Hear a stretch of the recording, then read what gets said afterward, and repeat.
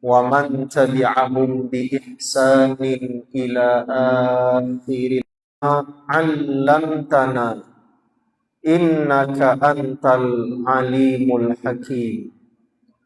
Allahumma rabbana zidna ilman warzuqna fahma. Allahumma faqihna fid din wa 'allimna ta'wil ya rabbal alamin. Hadirin jemaah salat maghrib dan isya Masjid Jami' Adha yang insya Allah dimuliakan Allah subhanahu wa ta'ala. Alhamdulillah, kita bersyukur kepada Allah pada malam hari ini kembali diizinkan Allah hadir dan duduk bersama di dalam majelis ilmu yang mudah-mudahan majelis ini senantiasa diberkahi Allah subhanahu wa ta'ala. Kemudian kita bersama-sama mengucapkan salawat dan salam kepada kekasih Allah, baginda Nabi besar Muhammad sallallahu alaihi wasallam, beserta kepada seluruh keluarga beliau yang mulia. Begitu pula kepada seluruh sahabat-sahabat beliau yang bertakwa. Dan insya Allah kelak di yaumil qiyamah kita semua diizinkan Allah mendapatkan syafaat dari Nabi besar Muhammad sallallahu alaihi wasallam. Amin ya rabbal alamin. Jemaah yang berbahagia, pada malam hari ini saya akan menyampaikan tema edisi khusus, edisi 17 Agustus, hari kemerdekaan yang akan kita peringati esok. Terutama yang akan saya bahas di sini, kegiatan yang sering dilaksanakan atau diselenggarakan oleh masyarakat-masyarakat kita, yakni mengadakan berbagai macam perlombaan dalam rangka menyemarakkan Hari Kemerdekaan Republik Indonesia. Oleh karena itu, saya khusus akan membahas satu bab yang berjudul Al-Musabaqatu, yang membahas tentang hukum perlombaan atau pertandingan, baik dari sisi jenis maupun teknis perlombaannya, supaya macam-macam perlombaan yang akan dilaksanakan esok hari tidak melanggar aturan syariat agama.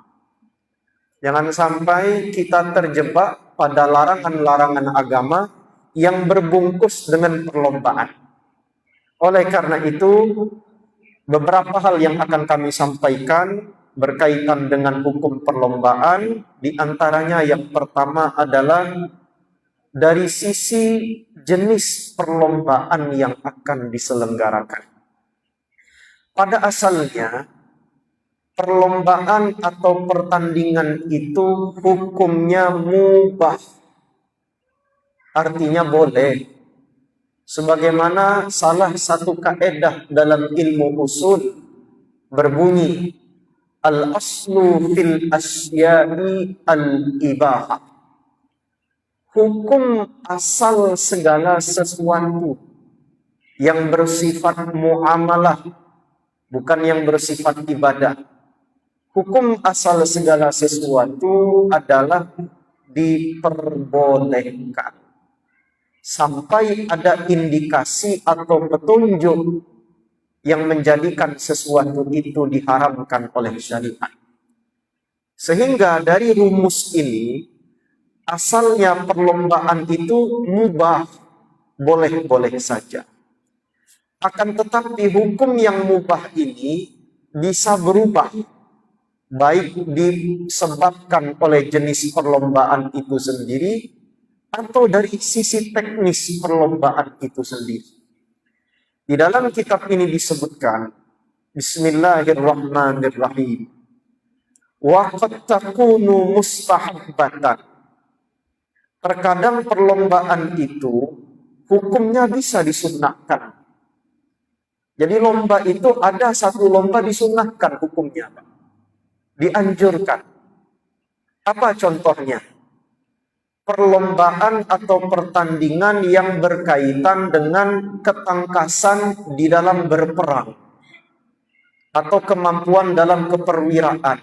Ini sunnah. Sebagaimana disebutkan juga oleh Mustafa Buwa di dalam kitab beliau Al-Fiqhul Manhaji 'alal Mazhab Imam Syafi'i. Apa contohnya? Kama takunu bistihami wal aslihati wa bil khayli wa bil bigor. Sebagaimana sunnah bertanding jika pertandingan itu adalah lomba memanah atau menggunakan senjata seperti lomba menembak, itu sunnah, Pak. Termasuk lomba pacuan kuda, itu sunnah. Sebab dulu di zaman Nabi, zaman para sahabat, zaman-zaman setelah beliau, pertandingan seperti ini berkaitan dengan ketangkasan di dalam berperang. Sedangkan berperang itu ada kaitannya dengan jihad fi sabilillah. Maka pertandingan ini hukumnya dianjurkan. Tapi selain daripada itu, kita tarik ke zaman sekarang. Macam-macam perlombaan, misal bagi anak-anak kita ada lomba lari karung. Ada lagi misal dalam konteks agama, memotivasi peserta untuk semangat belajar Quran setahun sekali. Nanti momen Maulid Nabi, Masjid Jami Adha mengadakan lomba musabaqah tilawatil Quran, lomba azan, lomba solawat. Monggo, mubah, silahkan, tidak dilarang. Tapi hati-hati, ada perlombaan yang secara jenis diharamkan. Apa saja contohnya? Semua jenis perlombaan yang di dalamnya mengandung maksiat dan kezaliman, maka haram hukumnya. Apa contoh? Pertama, setiap permainan yang menjadikan makhluk yang bernyawa sebagai sasaran tembak, ini haram hukumnya. Misal 17 Agustus, lombanya lomba menembak, lombanya lomba memanah, tapi yang menjadi sasaran kucing, tidak boleh. Yang menjadi sasaran lomba itu ayam, tidak boleh. Walaupun itu ayam, Pak, sebab mereka itu bernyawa. Kecuali dalam konteks as-sayd, berburu. Anda berburu di hutan, lapar, pengen nyari makan, terpaksa nembak ayam. Itu nanti ada hukum tersendiri, hukum berburu. Tapi kalau perlombaan itu kan sekedar senang-senang saja. Nembaki ayam, nembaki burung, paling banyak ayam yang mati itulah dia yang menang. Maka ini tidak boleh. Sebagaimana riwayat yang disampaikan dari sahabat Abdullah bin Umar, Innan Nabiyya sallallahu alaihi wasallam la'ana man ittakhadha syai'an fihi ar-ruhu gharadan. Sesungguhnya Nabi sallallahu alaihi wasallam melaknat siapa saja yang menjadikan makhluk yang bernyawa sebagai sasaran tembak. Ini contoh pertandingan yang tidak boleh. Kemudian yang kedua adalah at-tahrishu bainal bahaim. Mengadu hewan ternak, diadu, ditengkar ke hewan ternak itu. Tidak boleh, Pak. Apa contohnya? Ngadu ayam. Lomba 17 Agustus, lomba sabung ayam. Haram, tidak boleh. Ketahuan polisi, ditangkap polisi pula, sisip dikit, ada judi di situ. Haram hukumnya. Adu domba itu istilah ya, kali nian dombanya nian diadu, tak boleh. Termasuk contoh yang ketiga, semua jenis lomba yang isinya maksiat jangan diikuti, jangan kita nyumbang. Misal lomba joget, kemudian ada unsur maksiat, campur baur laki-laki perempuan, kemudian yang dipilih joget yang paling hot. Kita bapak-bapak menjadi penonton, istri-istri tetangga joget di atas panggung, haram, tidak boleh. Maka perlombaan seperti ini tidak boleh kita dukung, jangan diselenggarakan, dan jangan diikut sertakan keluarga kita dalam perlombaan yang mengandung unsur maksiat. Termasuk saya kemarin lihat di TikTok, di Instagram, ada lomba sikok batok kelapo digantung. Batok kelapo. Terus dicocok ke koin, duit koin. Lalu batok kelapo itu dibalut dengan oli. Nanti ada dua peserta. Masing-masing peserta tangannya diikat. Mereka ditugaskan untuk mengambil koin itu dengan mulut mereka. Peserta yang paling banyak berhasil menarik koin itu dari batok kelapo tadi, yang paling banyak jumlah koinnya, itu peserta yang menang. Prakteknya, itu kan batok kelapo sengaja digantung, Pak. Ketika ditarik oleh si peserta, otomatis kan bergoyang batoknya. Itu banyak kejadian di dalam rekaman itu, ketika satu peserta ingin menarik koin dari satu batok kelapa, yang terjadi dia mencium bibir lawannya. Ini yang dicium ini laki-laki dengan laki-laki. Haram. Karena ini mengedukasi orang-orang seakan-akan laki-laki dengan laki-laki seperti itu boleh dinormalisasi. Berarti ini membuka pintu menormalisasi LGBT. Haram. Tidak boleh ikut lomba seperti itu. Kalau di sini ada panitia lomba 17 Agustus, batalkan lomba seperti itu. Bahaya. Walau masyarakat sekitar yang nonton cekakak kikik, Pak, ketawa. Karena melihat si A dengan si B itu saking berebutnya nak ngambil koin tadi, saling berciuman. Maka ini adalah bentuk kemaksiatan yang jangan kita lakukan. Sebagai umat Islam dicegah itu. Inilah beberapa contoh lomba. Secara teknis saya sampaikan. Ada yang boleh, ada yang sunnah, tapi di satu sisi ada yang diharamkan. Tapi kalau secara umum perlombaan itu tidak ada unsur maksiat, hukum asalnya kembali kepadamu mubah. Sekarang ini yang lebih penting, masalah hadiah. Semua ulama sepakat, jika perlombaan itu tidak berhadiah, sekedar lomba bertanding saja, sama-sama lomba lari, senang-senang saja kita lomba lari. Siapa yang duluan sampai, dia yang menang, tapi tidak ada hadiah. Hanya dipuji saja, dibangga-banggakan saja. Monggo, semua ulama sepakat boleh jika hadiah itu tanpa ada rihan hadiah.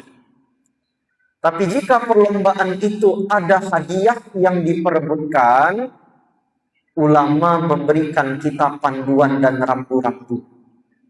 Jangan sampai adanya hadiah itu menjadikan perlombaan itu seakan-akan perjudian. Ini yang akan kita kaji lebih dalam malam hari ini. Sekarang yang pertama, saya akan jelaskan bagaimana skema memperoleh dana untuk membeli hadiah perlombaan dengan cara yang halal. Di dalam kitab ini ada dua cara. Cara yang pertama adalah yajuzu akhdhul mali fil musabaqati idza kana minal hakimi aw min ghairihi. Boleh hukumnya jika ada satu perlombaan lalu harta yang diperebutkan, berarti hadiah, Pak. Hadiah yang diperebutkan ini berasal dari pemerintah atau dari pihak yang lain. Berarti bahasa kita, hadiah ini modalnya dari pihak sponsor. Misal besok Masjid Jami Adha mengadakan lomba azan. Hadiahnya juara pertama uang tunai 1 juta rupiah. Juara kedua 750.000. Juara ketiga 500.000. Dari mana modal duitnya? Modal duitnya disediakan oleh sponsor misal. Macam-macam sponsor. Termasuk misalkan dapat sponsor dari PT Pusri, dari PT BA. Monggo silahkan. Ini boleh hukumnya dan tidak dilarang. Paham? Ini yang pertama. Yang kedua, au yukhriju ahadul mutasabiqina malan. Misal ada beberapa peserta yang melakukan perlombaan. Contoh lomba lari. Saya, Pak Ketua, Ustaz Agus, Pak Agianser, dan yang lain-lain, wong 10. Iseng deh lomba lari. Terus, salah satu peserta lomba bersedia menyiapkan hadiah. Fayaqulu li sahibihi. Lalu ia berkata kepada lawan tandingnya, in sabaqtani fahuwa laka. Nih, saya punya duit 1 juta. Siapa duluan sampai ke garis finish, maka ia berhak mendapatkan 1 juta ini. Wa in sabaqtuka fala syai'a laka alayya wala syai'a li alayka. Tapi kalau yang menang adalah saya kan yang punya duit 1 juta tadi. Kalau yang menang adalah saya, kalian semua tidak perlu memberi saya apapun. Tidak usah nunjuk aku apa-apa. Tapi kalau kalian yang duluan sampai ke garis finish, siapa di antara kalian yang duluan, saya kasih duit 1 juta. Tapi kalau kenyataannya yang menang saya duluan, kalian semua tidak perlu memberi aku apa-apa. Ini hukumnya boleh. Sebab hadiah ini berasal dari satu peserta, tidak dari peserta yang lain. Paham? Tapi kebanyakan kita, hadiah perlombaan itu biasanya diambil dari pihak sponsor. Sponsor itu bisa pemerintah, bisa perusahaan, bisa pelaku bisnis, atau bisa warga yang saling iuran. Ini bisa digolongkan sebagai sponsor. Tapi hati-hati kata beliau, ada jenis yang ketiga. Ini yang haram. Bagaimana yang haram itu? Wala yajuzur rihanu fi halati ma idza kana min kulli wahidin ala annahu in sabaqa falahu rihanu wa in subiqa fayughramu li sahibihi mithlu. Tidak boleh hukumnya ada satu hadiah yang diperebutkan dalam satu pertandingan, di mana hadiah itu asalnya berasal dari tiap-tiap peserta. Nanti ketika yang menang, dia mengambil hadiah itu, sedangkan yang kalah kehilangan hartanya. Ini tidak boleh. Mengapa demikian? Li'anna hadza min babil qimaril muharram.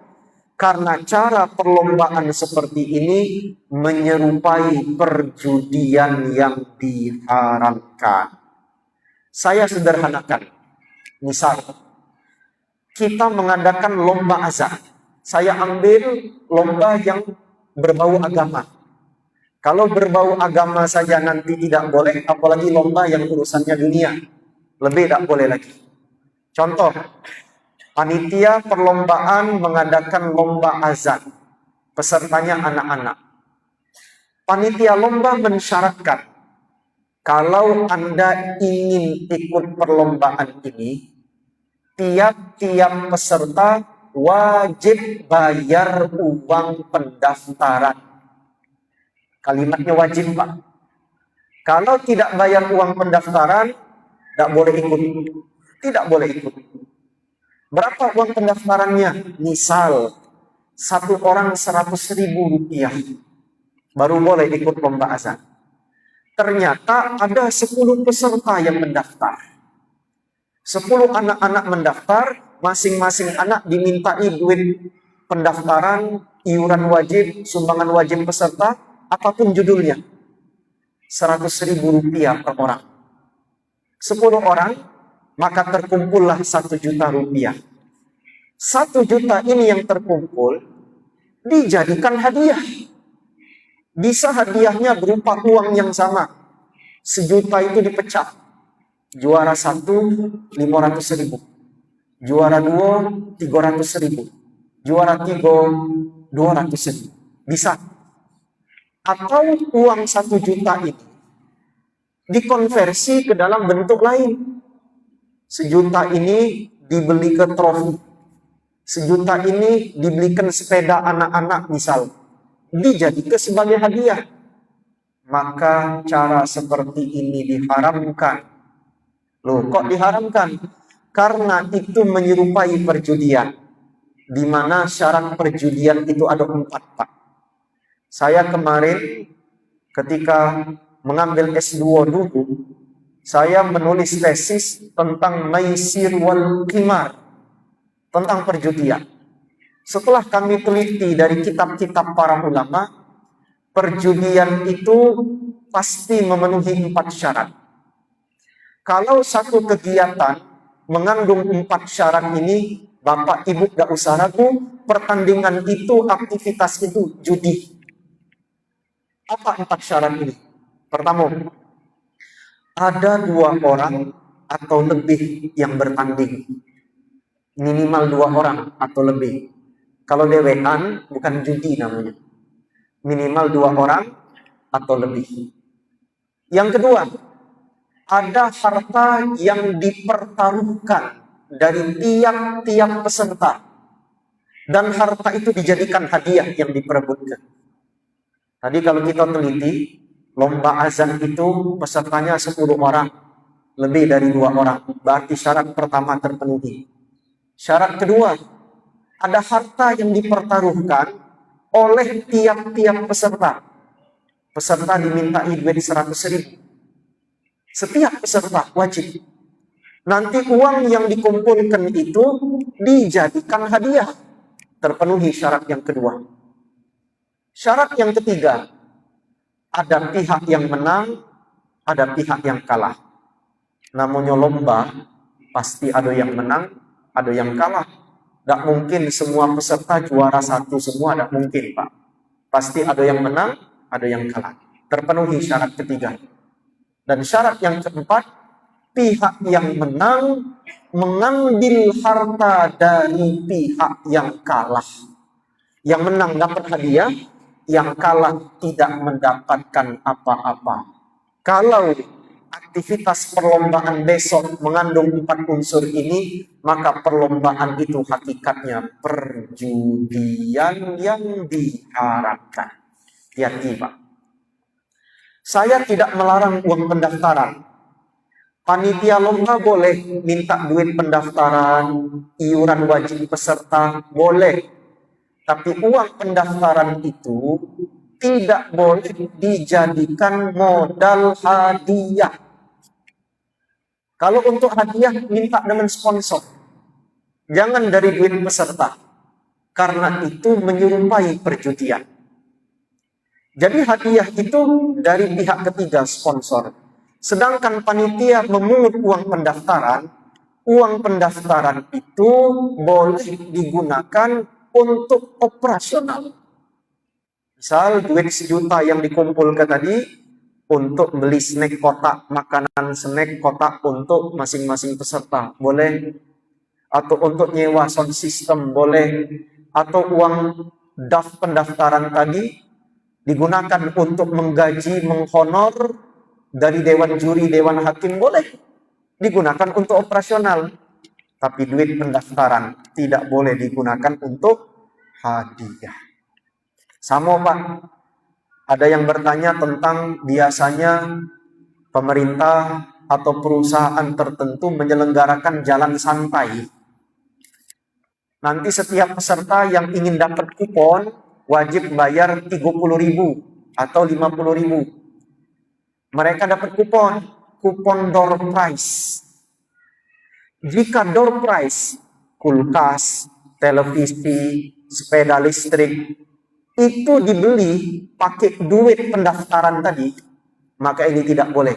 karena Anda menjadikan peserta itu seakan-akan berjudi, mengharapkan barang yang asalnya dari masing-masing tiap peserta. Nanti yang menang cuma beberapa orang yang disebut nomor undiannya. Yang lain yang sudah bayar duit pendaftaran tadi tidak mendapatkan apapun atau pulang dengan tangan kosong. Aktivitas seperti ini perjudian.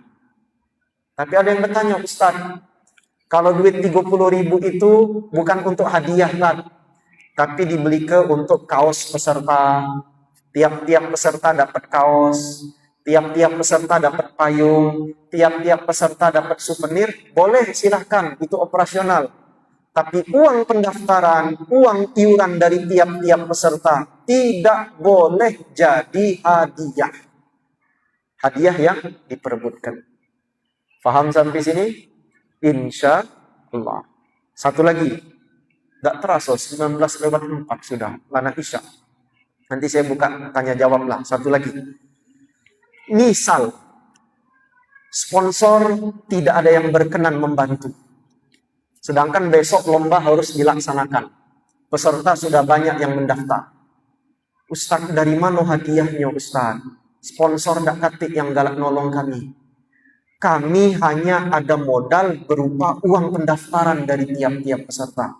Boleh dak terpaksa daripada kami besok nahan malu dak katik hadiah. Hadiah ini kami siapkan dari duit peserta itu sendiri. Tadi hukumnya haram, tidak boleh. Karena ini menyerupai perjudian. Namun, ada satu solusi yang beliau tuliskan di dalam kitab ini. Jika memang tidak ada lagi solusi jalan keluar. Beliau mengatakan, in kana al-malu minal itsnainil mutasabiqaini aw minal jama'atil mutasabiqina wa ma'ahum muhallilun.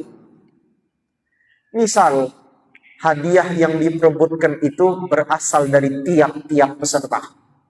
Sudah ada TV, kulkas. Dari mana hadiah TV, kulkas itu berasal? Dari duit pendaftaran tiap-tiap peserta. Itu haram, judi. Tapi bisa menjadi boleh hukumnya jika ada orang berlaku sebagai muhallil. Ustaz, siapa muhallil itu? Saya jelaskan. Muhallil itu adalah peserta baru. Misal tadi kan lomba azan 10 peserta. Setiap peserta bayar 100.000. Terkumpul 1 juta. 1 juta dijadikan hadiah. 500.000 juara 1, juara 2 300, juara 3 200. Asalnya haram karena ini judi. Sebab hadiah berasal dari harta masing-masing peserta. Tapi jika panitia menghadirkan muhallil, muhallil itu artinya orang yang menghalalkan. Siapa muhallil itu? Peserta baru yang diikut sertakan tanpa membayar pendaftaran. Dengan kata lain, peserta baru yang diikut sertakan secara gratis. Bisa seorang, bisa 2, bisa 3 orang atau lebih. Dihadirkan peserta baru. Misal ada 3 orang anak yang baru. Yang 10 peserta awal bayar. Sedangkan 3 orang yang berikutnya, jadi total 13 peserta. 3 peserta baru ini diikut sertakan ke dalam perlombaan secara gratis. Tidak perlu bayar. Tapi dengan satu syarat. Peserta 3 orang yang ikut gratis ini, kalau nanti dia menang, dia juga berhak mendapatkan hadiah yang sama. Tidak boleh direkayasa. Kaget Ustaz Agus ngomong, kaget kamu bertiga, melok-melok belomba. Aku tidak lemah, Ustaz Baldat jadi juri. Kaget ketika kamu lomba, ecak-ecak parau be suara kamu kalah, biar kalah, tidak usah menang. Kamu kan tidak bayar. Alang kelemaknya kamu dapat hadiah, kamu tidak bayar. Nah ini tidak boleh. Jadi 3 orang yang baru ini ikut gratis dan kalau mereka menang, mereka dapat hadiah. Maka cara seperti ini, semula perlombaan itu judi menjadi halal. Apa sebab? Karena ada pihak yang ikut tidak bayar uang pendaftaran, sehingga hilang unsur perjudiannya. Sebab unsur perjudian tadi, saya jelaskan 4 tadi. tiap-tiap peserta wajib bayar. Nanti uang itu dijadikan hadiah. Tapi kalau ada 1, 2, 3 peserta yang ikut tidak bayar, maka perlombaan itu bukan lagi perjudian, tapi ia sesuatu yang hukumnya telah diperbolehkan. Tapi ingat, syaratnya tadi saya sebutkan, yang ikut gratis itu tetap boleh mendapatkan hadiah, harus mendapatkan hadiah kalau ia memenangkan perlombaan tadi, dan jangan direkayasa oleh panitia. Paham? Kemarin di TikTok ada yang komen, kalau mah itu udah adil tas. Wong lain bayar, dia tidak bayar. Masalahnya kalau tidak seperti itu, lomba itu jadi judi. Kalau memang Anda tidak mau terkesan tidak adil, hadiah lomba jangan dari peserta, minta dengan sponsor. Adil gitu. Ya kan? Ulama berkata demikian bukan berbicara adil tidak adil, tapi ulama ingin menyelamatkan. Itu perlombaan awalnya judi, tapi supaya judinya menjadi hilang, maka mesti ada muhallil, orang yang ikut lomba secara gratis tanpa wajib dipungut biaya spesial pun. Maka perlombaan ini yang semulanya haram karena mengandung unsur perjudian, berubah hukumnya menjadi boleh. Nah, inilah yang kami sampaikan malam hari ini. Semoga ada manfaat, sebab sesuai dengan tema yang dimandatkan pengurus masjid kepada kami tentang ibadah kemasyarakatan atau tentang sesuatu yang berkaitan dengan masyarakat. Lomba inilah gawe masyarakat kita besok. Menghibur diri kita di tengah gonjang-ganjing negeri ini, kita lomba besok. Tapi jangan sampai perlombaan itu justru mendatangkan laknat dari Allah. Maka saya sampaikan supaya aktivitas penyelenggaraan lomba 17 Agustus besok tidak ada unsur yang dilarang di dalam agama kita. Insya Allah. Silahkan, masih ada waktu 10 menit sambil nunggu azan isya. Kalau ada nak bertanya seputar materi boleh, di luar materi juga boleh. Wal akhiru walhamdulillahirabbil alamin. Pak Ketua.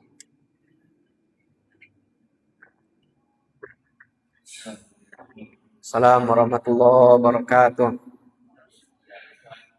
Yang terjadi di FDF ini telah menyiapkan list kepada keluarga yang ada di sekitar wewenang RT. Ya. Nah, warga ini ada yang laku, itu mungkin ada yang anak. Ya. Nah, yang ikut lomba itu anak atau cucu. Ya.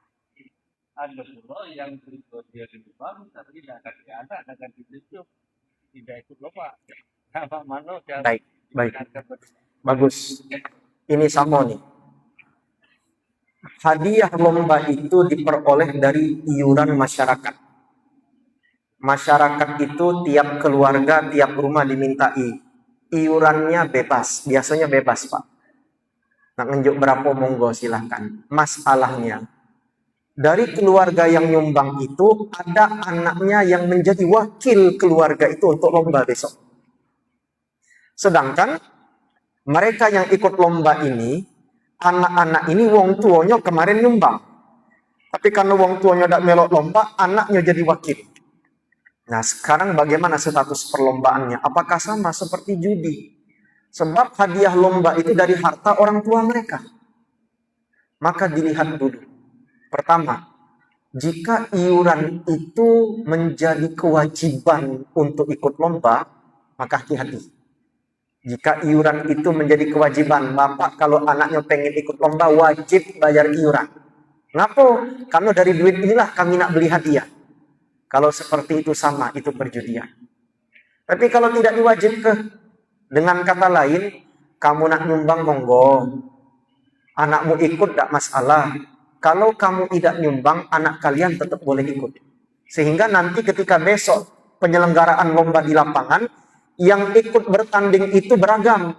Ada anak yang dari keluarga yang sudah nyumbang, ada juga peserta beberapa orang anak dari keluarga yang tidak nyumbang. Berarti bercampur ini. Maka ini sama seperti yang keempat tadi, Anak yang ikut dari keluarga yang tidak nyumbang, ini posisinya sebagai muhallil. Sehingga lomba itu tidak lagi disebut sebagai perjudian, lomba itu boleh untuk dilaksanakan. Tapi ingat, selama perlombaan itu tidak mengandung unsur maksiat yang lain. Paham? Sebab, saya ulangi sekali lagi, iuran yang diminta panitia tadi tidak wajib. Dan peserta yang ikut lomba itu tidak mesti emak bapaknya ikut bayar iuran. Sehingga yang menjadi peserta, pokoknya semua warga di RT itu. Anak-anaknya boleh ikut. Warga yang bayar sumbangan kah? Warga yang tidak bayar sumbangan kah? Maka kalau konsepnya seperti ini, perlombaan itu sudah selamat dari perjudian. Sebab hadiah lomba itu memang berasal dari warga sendiri. Tapi ada warga yang ikut lomba juga tidak membayar iuran, maka mereka berlaku sebagai muhallil, pihak yang menghalalkan dan membebaskan lomba itu dari perjudian. Paham sampai sini? Insya Allah.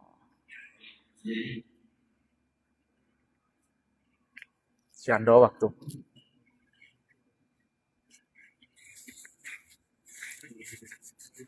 Assalamualaikum warahmatullahi wabarakatuh.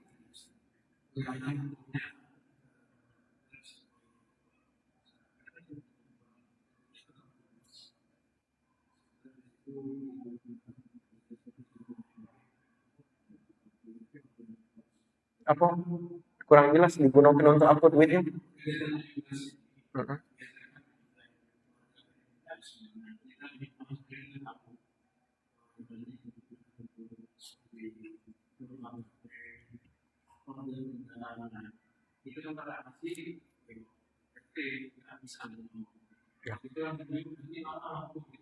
Gini,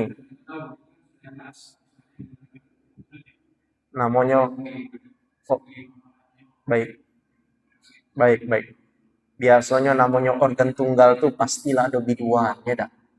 Namanya biduan itu pasti betino, amandak tuh ada yang boti pula sekarang biduannya. Berarti aktivitas itu ada maksiat di sana. Maka bagaimana hukumnya kita ikut nyumbang di situ? Saya tegas, Pak. Wala ta'awanu 'alal itsmi wal 'udwan. Jangan kalian saling tolong-menolong dalam perbuatan dosa dan maksiat. Jangan nyumbang ke situ. Tempo hari saya dengar ceramah almarhum Ustadz Taufik Hasnuri, almarhum. Sama dia ngomong. Kalau ada acara-acara itu jangan ditonton, jangan pula kita nyumbang. Karena jelas ada unsur maksiat. Ketua RT-nya juga, kalau pacak ketua RT nih hadir majelis rajin lah. Kalau bisa milih ketua RT itu ketua RT yang tahu agama, yang hadir majelisnya rajin, jemaah masjid sini. Lemak kita ngomongnya, Pak. Tapi kalau ketua RT-nya tuh gawe majelisnya, majelis di DA, Dharma Agung, atau Kampung Baru KM7 sana, tidak nyambung dengan kita. Ya kan? Tapi kalau di sini alhamdulillah mudah-mudahan RT-RT-nya orang soleh semua. Jadi kalau diberi masukan agama, insya Allah nangkep. Tapi saya berbicara di luar, Pak. Di luar ini macam-macam. Ini ada simpang sungki sanon tadi di mana. Nah, ini berat kita. Saya terus terang. Tapi saya kalau ditanya saya tegas. Karena tugas saya menyampaikan. Nah, jadi tidak boleh kalau memang ada unsur maksiat, jangan disokong, jangan nyumbang. Tapi tanda lemah aku. Lebih enaklah kepada Allah subhanahu wa ta'ala daripada kepada makhluk. Tapi kalau misal bisa dipisah nih, Pak, kami 17 Agustus nih macam-macam lomba.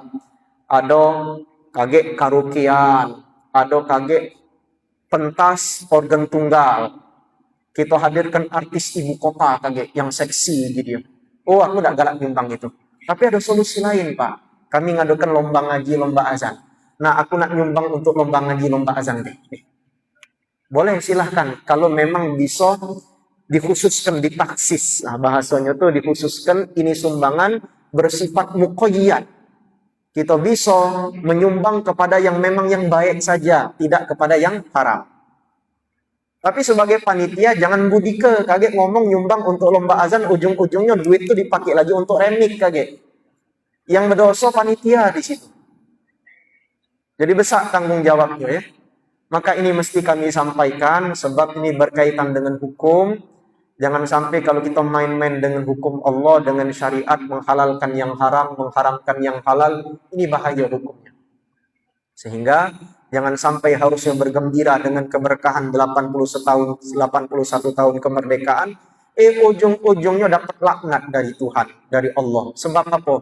Kita melaksanakan lomba yang mengandung maksiat atau menyelenggarakan semarak 17 Agustus isinya maksiat semua kepada Allah Subhanahu wa taala. Paham sampai sini? Saya jujur, Pak, seumur hidup saya tidak pernah karaokean, tidak pernah. Masuk tempat karaoke tidak pernah. Nonton organ tunggal tidak pernah. Nongkrong, nyiok, ngejoget-joget tidak. Termasuk kalau saya resepsi pernikahan, saya tuh minta, Pak, kalau Bapak nak ngundang aku doa, kalau ada joget-joget momere, tolong setelah doa. Jangan sebelum aku doa. Kurang ajar itu namanya. Ini banyak sekali, pernah saya diundang, doa di ujung. Sebelum doa joget momere dulu. Kan yang joget tuh bini-bini wong, anak gadis-gadis wong, di depan kiai. Itu tidak beradab, su'ul adab dengan ulama. Saya keluar, alasan ke toilet dulu lah. Rasanya nak kolu, rasanya nak balik bela. Kenapa? Sebab kita berdoa di ujung, ya Allah berkahi acara ini, sedangkan tadi maksiat. La yastawun, tidak akan sama, tidak bisa bergabung maksiat dengan amal soleh itu tidak bisa gabung. Hitam putih itu tidak bisa gabung dia. Paham? Nah, maka tolong kalau Bapak kaget ngadukan resepsi, mungkin panitia IO-nya nak ngadukan yang joget-joget itu, tolong hargai ulama yang hadir di situ.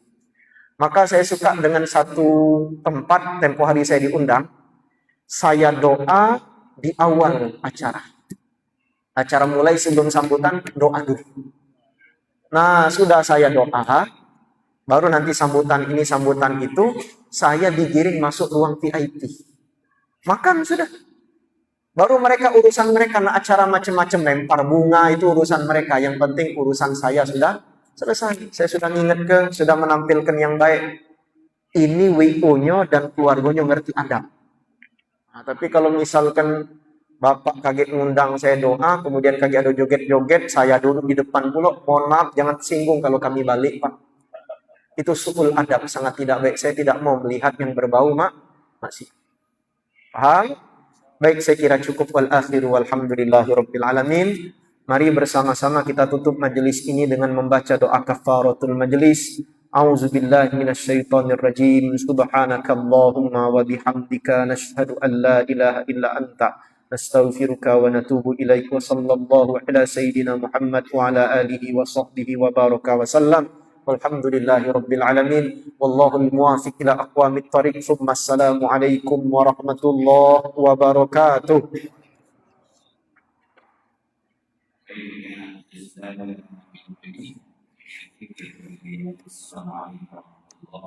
Assalamualaikum warahmatullahi wabarakatuh.